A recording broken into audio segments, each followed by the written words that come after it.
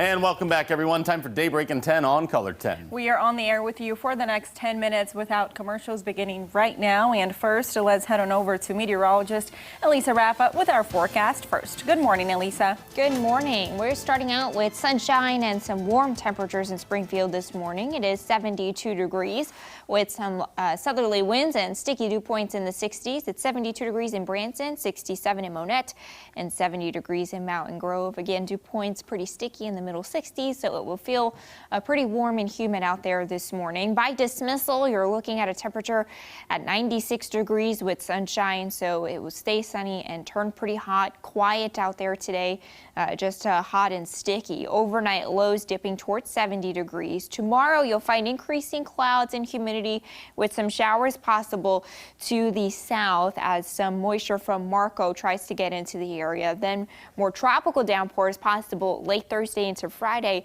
as the remnants of Laura track through Arkansas and Missouri. Marco is a post-tropical cyclone really dying and decaying off the coast of Louisiana. Laura is a tropical storm with 65-mile-per-hour winds. It's going to head into very warm Gulf waters, which will strengthen it to possibly a Category 3 hurricane. Then the remnants head through Arkansas on Thursday, making a turn through the Ozarks going into Friday, where you could find 3 inches of rain to the south and east, and then nothing up to the north and west. Now, just small changes in this turn. If the turn happens over here or if the turn happens over here is going to give you big changes to the rain forecast. So again, expecting not much out of Marco, some clouds and humidity for the most part, a few spotty showers.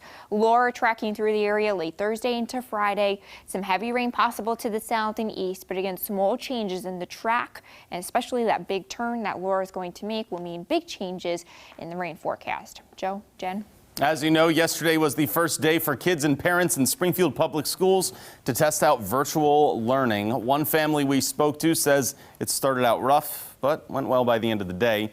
Tabitha Patrom is a parent of 3. Her kids all go to Westport K through 8, but had to learn virtually yesterday. She says it was a little tough to play mom, teacher, lunch lady, and nurse all together, but she even set up their living room to look as close to school as possible.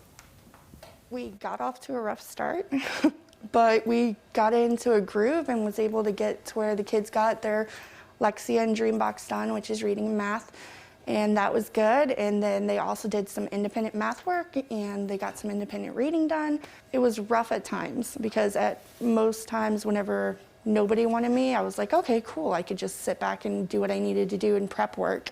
And then when one wanted me, all 3 of them needed me. It did really well. I wasn't able to get in everything exactly at the times I wanted, but I think that they did pretty good for their first day. Says occasionally just letting her kids do what they wanted helped them get some joy out of the day as well. Springfield Public Schools also had a limited number of kids back in the classroom. The district has a max of 2 days allowed in class. Every grade level requires students to sanitize their hands when they enter a classroom and when they leave, along with wiping down the desk and chair they use. However, we also caught up with a student who is doing a completely virtual learning experience this semester, and she says she still had that first day of school feeling. It's different, but it's better different because I get to make my own times and I don't have to wake up at an insane time like 7 a.m. every day because I'm still growing and that's not really good for my brain development. It's kind of like a homework only system. Like basically they give you assignments and they give you the links and the rubrics and the papers to do it. We have much more on what other students and SPS administration have to say about the first day of school on our website, ozarksfirst.com. Last night, Springfield Greene County Health Director Clay Goddard spoke to City Council about Arkansas's recent statewide mask mandate. COVID-19 cases have dropped by 30% since the ordinance was put into place last month. The health department will present some of that data to City Council this week. No word on how that will shape policy in Springfield, though. However, not everyone agrees with this. Over a dozen people protested this outside of City Hall yesterday about opposition of just Springfield's mask mandate. Demonstrators feel the ordinance takes rights away and hurts the economy. Also last night, council voted to allow some motorcyclists to ride without a helmet. The state legislature recently passed the same law, and because it overrules local laws, council wanted city code to match and not create any confusion. Riders have to be 26 years old and have proper insurance to drive without a helmet.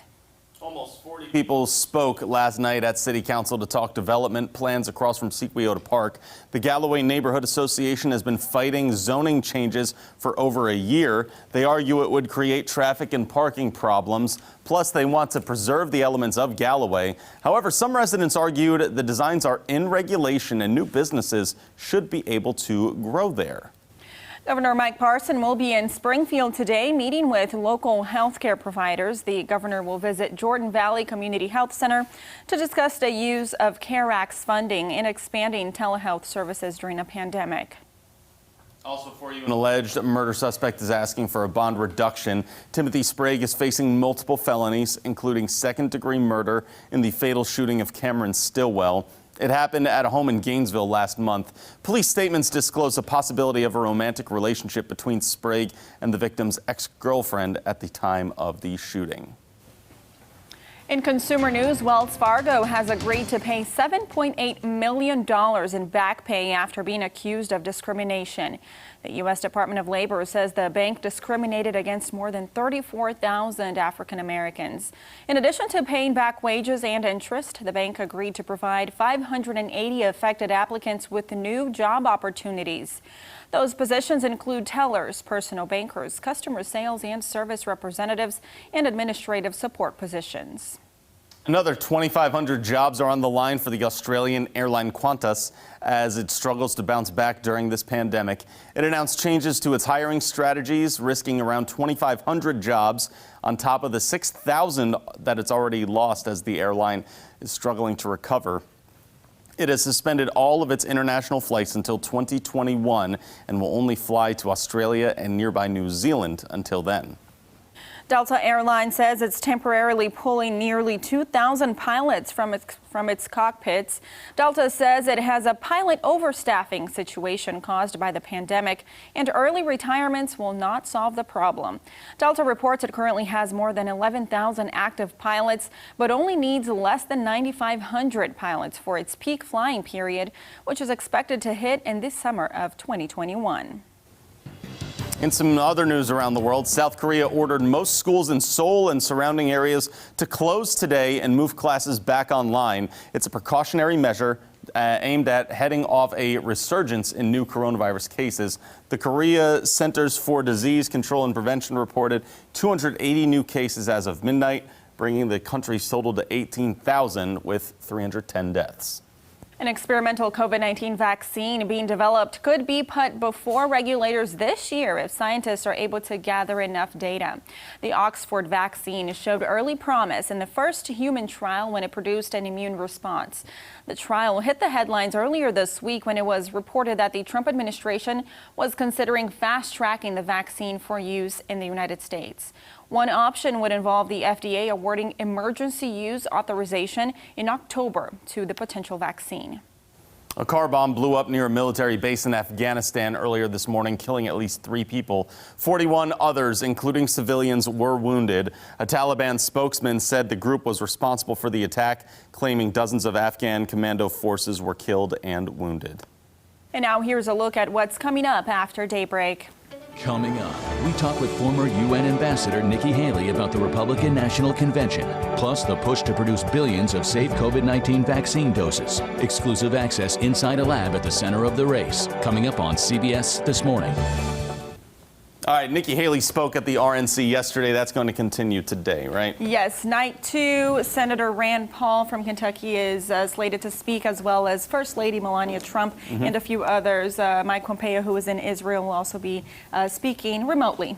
And plenty of coverage from that coming up here and online. Warm one again today, right? Hot again today, 96 degrees. The headline's going to be some tropical remnants later on this week. All right, everyone. Thank you so much for starting your Tuesday with us on Daybreak.